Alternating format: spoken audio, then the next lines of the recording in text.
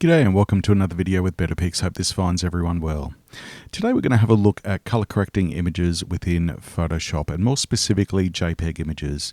Now traditionally I would always advocate for working with images in a raw or digital negative format because you get the most flexibility, particularly in color but also tonal contrast adjustments as well.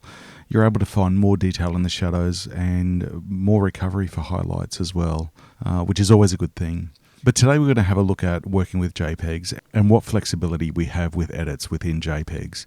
Now, while, as I mentioned, the raw and digital negative options are always the better way to go, you can still edit color and tonal adjustments within JPEGs. You just might not get the same results as you would with a raw file, particularly when you have extremes in exposure that was originally captured by the camera. Now, the image that we're looking at the moment, it was exposed fairly well, so this was obviously a sunrise shot over the ocean, and overall the exposure is pretty much correct to what I would have wanted it to be captured in camera.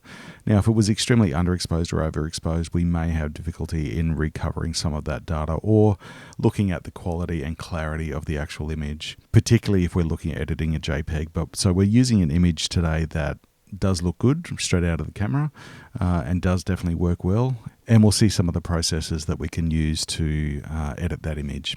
Alright, so if we look at just purely editing within Photoshop, we've got color balance as a great option. And you can see here we've got some sliders for cyan, magenta and yellow. And if we simply move those sliders to either side, you can see that it's making adjustments to that color depending on which slider we're using and the color that we're adding or subtracting. Now you can see at the moment it's set to mid-tones, but we can obviously edit shadows and highlights as well, which is a good thing because sometimes it might only be a color adjustment in a certain tonal range that we want to take advantage of. Okay, so we're just going to delete that layer adjustment and we're going to have a look at curves as well. So curves defaults to just a brightness and contrast adjustment affecting all of the image. But if you have a look up the top here, you can see it's defaults to RGB, but we can also select red, green and blue separately as well. So we can increase red, or we can decrease green, or we can increase blue to get some really wacky colors. Obviously these edits aren't what I would normally go for with this type of image, but it's a great demonstration to show you that there is specific color adjustment options within Photoshop. And obviously with your curves you can affect just the highlights as well, or you can increase the red in the shadows and have it standard for, or not really affecting the rest of the image.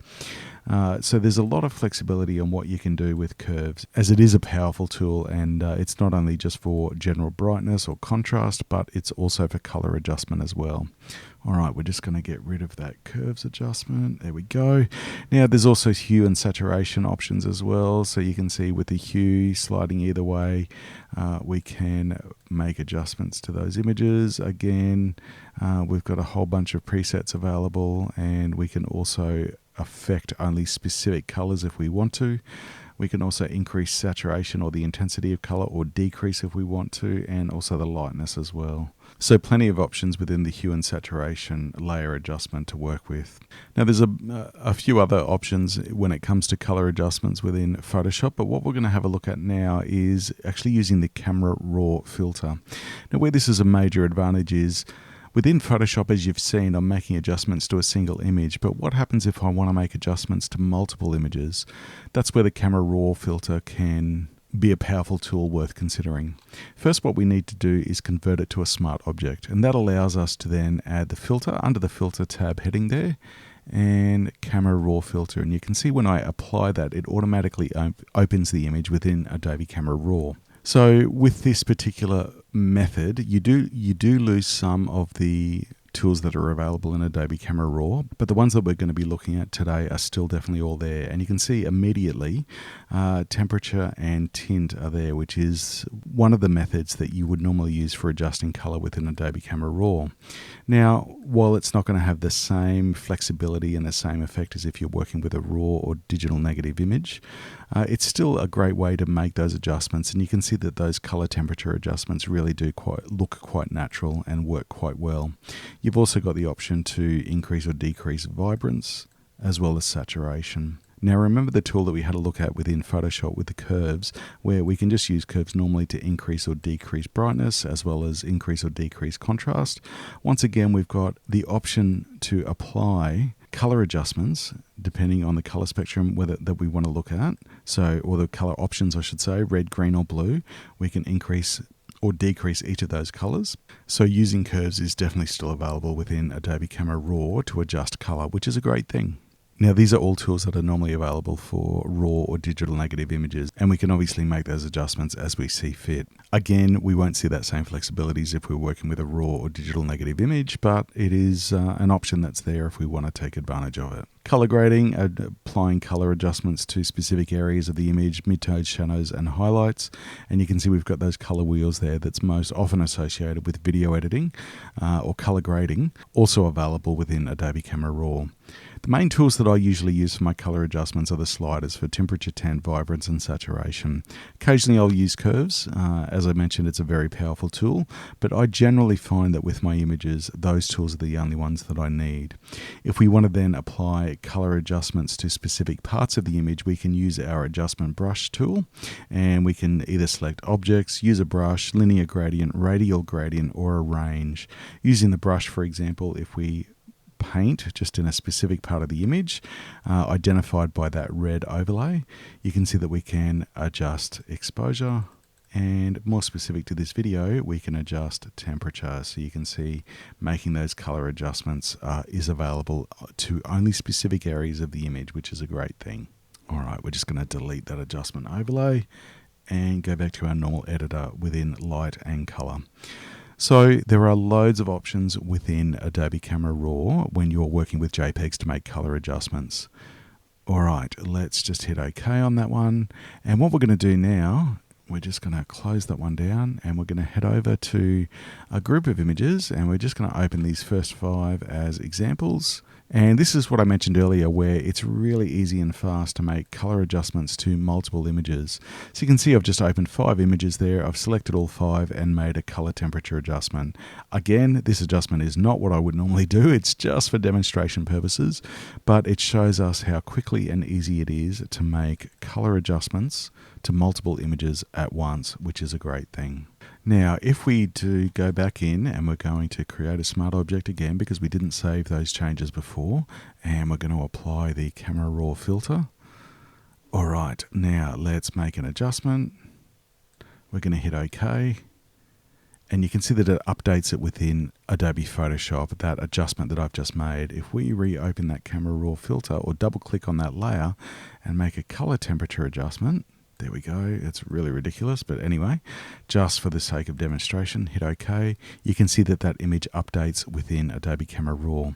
Now, this is what you would describe as a non-destructive edit, because I'm able to go back into that editor within Camera Raw and make further adjustments, or I can get rid of those adjustments if I want to and just go back to the original image and start from scratch again. Again, it still has that raw filter or layer in place, but it allows me to make non-destructive edits and go back in if I want to use that again.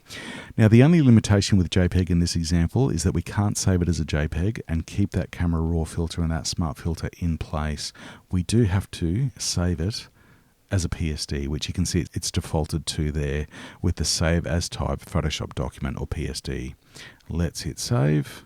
Yes, we do want to maximize. I'm going to close that image down. We're going to go back into Bridge, and you can see we have a PSD version of that image there now. If we double click on that one, it's going to open it up in Photoshop, and you can see that Camera Raw filter is in place. I'm going to double click on that. I'm going to make an extreme temperature adjustment.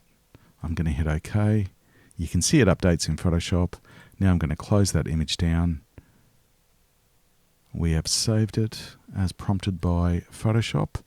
And you can see that PSD now, we've shut that down. It's not open in Photoshop. It's obviously not open in Camera Raw, but you can see that color adjustment has been made to the image. If we right click, open with Adobe Photoshop, and then double click Camera Raw filter as we did before, we can fix that temperature adjustment. We'll go back to 0, hit OK, and save. Yes, we do want to save. And if we go back to Bridge, you can see that that image is back to what it was originally, exactly the same, because even though we have the PSD there, we haven't got any adjustments made to it.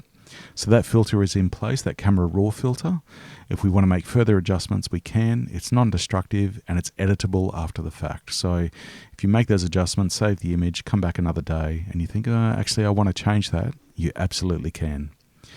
Now, as I mentioned, JPEGs are limited in terms of their flexibility with edits, so you have to approach this within reason. However, you are able to make non-destructive edits to a JPEG, come back and revisit those images and make further adjustments if you want to, as well as you can make those non-destructive edits to multiple images at once, which Adobe Camera Raw, like Lightroom, excels at. It is designed for quick editing, accurate adjustments, and non-destructive editing. So some great options there and some great tools available if that's the path that you want to go down, and certainly if you're working with JPEGs. Hope you found this video helpful. Thanks always for stopping by. As always, any questions are welcome in the comments below. Let us know how you go. Have an experiment, play with some JPEGs, make some adjustments within Adobe Camera Raw using that Camera Raw filter within Photoshop, and see what you can come up with. Thanks again for stopping by. We look forward to seeing you next time. Take care.